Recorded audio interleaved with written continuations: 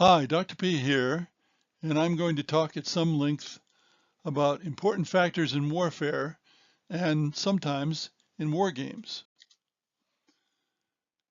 So, what's important in warfare? Not the principles of war, though those are important in generalship. And of course, the principles of war list varies somewhat from country to country. Rather, I want to talk about what circumstances make the difference in a war. And I want to relate these to commercial war games, mostly board war games, but also video and miniatures war games. So I'm really scratching the surface here, and I don't pretend or intend that this is an exhaustive list. Now, the overall problem in war is uncertainty and doubt, the fog of war. But that's the environment. What I'm going to talk about is what humans do to defeat or at least cope with that environment.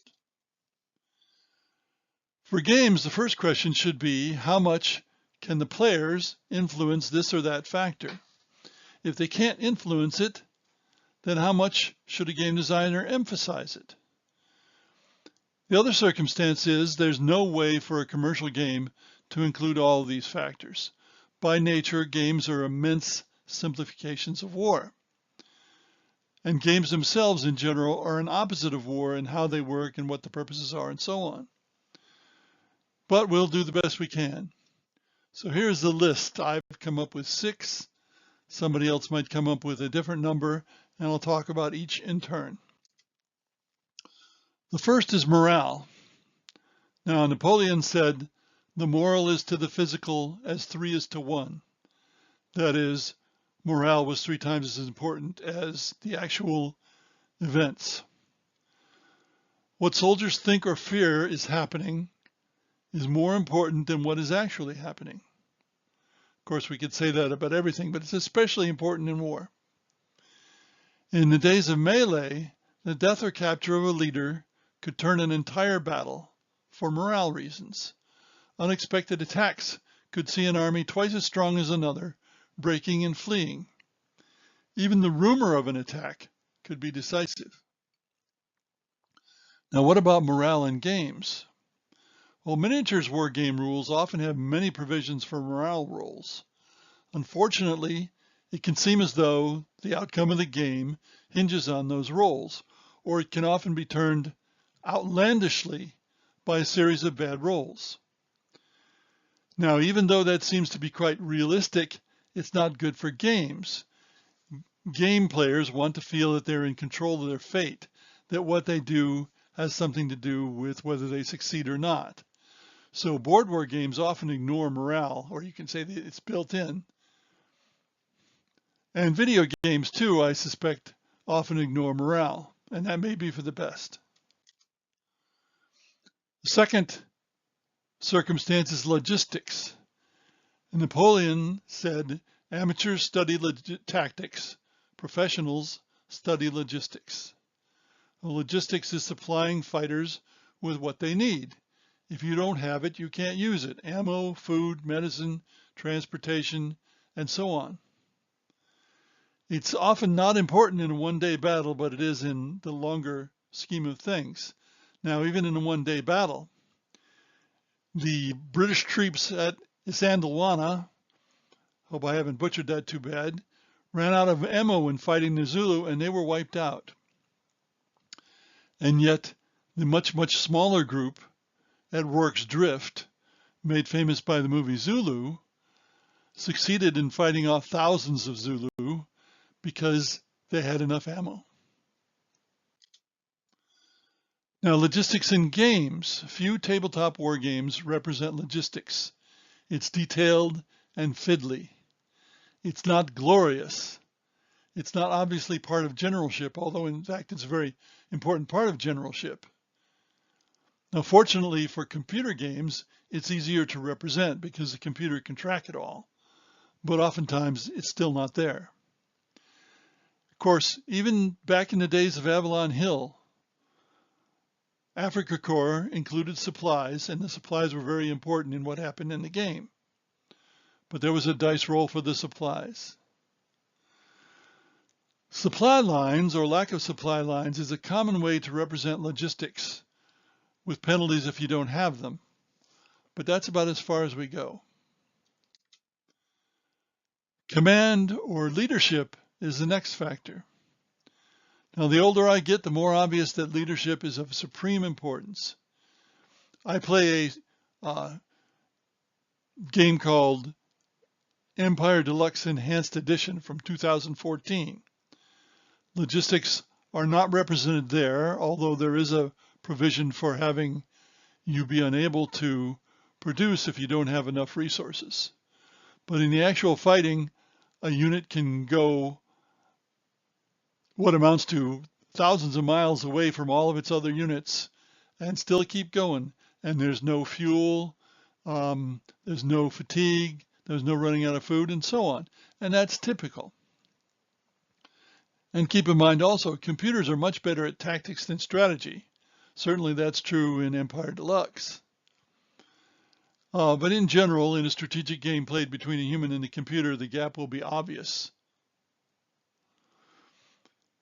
So you can ask yourself, in regards to leadership, how many times in history has the weaker force prevailed thanks to better leadership? For contemporaries, you can think of the United States and of Russia today as examples of poor leadership. They managed to harm their own countries more than they harm their enemies. Now, command in games, some games give generals various ratings, whether skill in battle or initiative or something else. The morale effect of leaders, which generally makes troops less likely to balk when ordered to attack, less likely to break when they are attacked, or better in the attack, that's often built in. Sometimes units cannot act if they are not within the command radius of a leader. In a few cases, the leader may be a pure avatar, that is, if the leader is lost, the battle is lost, but that's quite rare. Doctrine. Doctrine is obscure, but sometimes it's the most important of all. Consider Russian doctrine today and in World War II, which is artillery war. And in the extreme, it's level a place with artillery, then take over after the defenders have gone. Also, attritional war is Russian doctrine for centuries. They use superior manpower to outlast the enemy. But those doctrines are not working very well in Ukraine. Moreover, Russian and Soviet NCOs are taught zero initiative. Then if promoted, somehow they're supposed to suddenly grow initiative, which they don't. And this leads to all kinds of failures, even amongst other nations who are taught the Russian way. For example, the Syrians, who in general were terrible fighters against the Israelis, whether on the land or in the air. Now, doctrine in games isn't something players can manipulate in most cases. It's long-term yet detailed. Even in games that span decades, such as Rule the Waves, a video game, only doctrine in the largest sense can be reflected. For example, whether a navy relies primarily on aircraft, or on submarines, or on torpedo boats, or on battleships. So the effects of doctrine need to be built into games. Training is another one that pretty much needs to be built into games. When World War II in the Pacific began, Japanese pilots were excellent, Japanese naval pilots. As the war went on and casualties mounted, the standard became worse and worse, until the Great Marianas Turkey Shoot in 1944, which was very one-sided. It wasn't the planes, though the planes contributed, it was the pilots. They simply weren't up to it. Why was that? Well, Japanese pilots weren't withdrawn to train other pilots. They flew until they died. And that's generally not a good idea because the pilots who are being trained lack the immediate experience of the people who were successful. You can think also of the very poorly trained Russian troops in Ukraine. They sign up and a few days later, literally, they're in the front lines. that's a recipe for disaster, and that's what's happened. Well, training in games is a long term and has to be built into the game. Now, the reduction in effectiveness of Roman armies after the crisis of the 3rd century is not in my game Britannia, but it will be in the as yet unfinished 3rd edition. So you can work that in there, but it's built into the game, not something the players can influence. Communication. I think first of how important communication is to defense during professional sports such as basketball, soccer, American football, ice hockey. Before the play starts, usually in American football, it's the same whether offense or defense in warfare. As an example, the German tanks during the invasion of France had radios and the French tanks did not, and that made a considerable difference.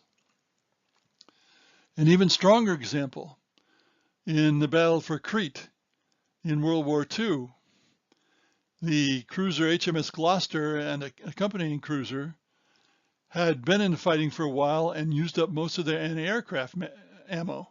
Well, they joined another group where that group's commander was the ranking officer. Well, fortunately, that commander asked everybody how they were doing and how prepared they were to fight. Unfortunately, that group then joined yet another group, and that other group had the senior commander, and he did not do that, and the Gloucester and the other cruiser did not tell him that they were short of ammo. So he sent those cruisers on a mission. And by the time he found out they didn't have ammo and recalled them, it was too late. When the Gloucester ran out of ammo, the German planes slaughtered it. And when its companion finally ran out of ammo, the same thing happened. And that's simply because of lack of communication. Now, communication in games is another thing that's likely to be built in except at a very low tactical level. At that very low level, for example, squads and individual soldiers, some things can be done to represent poor commo. Also, commo problems tend to require many human players, which is not practical in commercial games. It is in professional military war games and occasionally in miniatures war games. And I think this is the last one, intelligence. Scouting and spying and interception and code breaking. And there's a famous poem, for want of a nail, a horseshoe was lost. For want of a horseshoe, a horse was lost. For want of a horse, a messenger was lost. For want of a messenger, a message was lost. For want of a message, a battle was lost. And all for the want of a nail. Targeting in modern missile drone artillery warfare is very important and part of intelligence. Now, this is something that it's difficult to reflect in war games, and especially because in tabletop war games, miniatures war games, there's very little fog of war, and the intelligence relies on fog of war. So we don't see this much in commercial war games. Now remember, all of the factors I've talked about are involved with coping with a deadly, immensely uncertain environment, war. And something that's very complex, much more complex than commercial war games can be. Thanks for listening.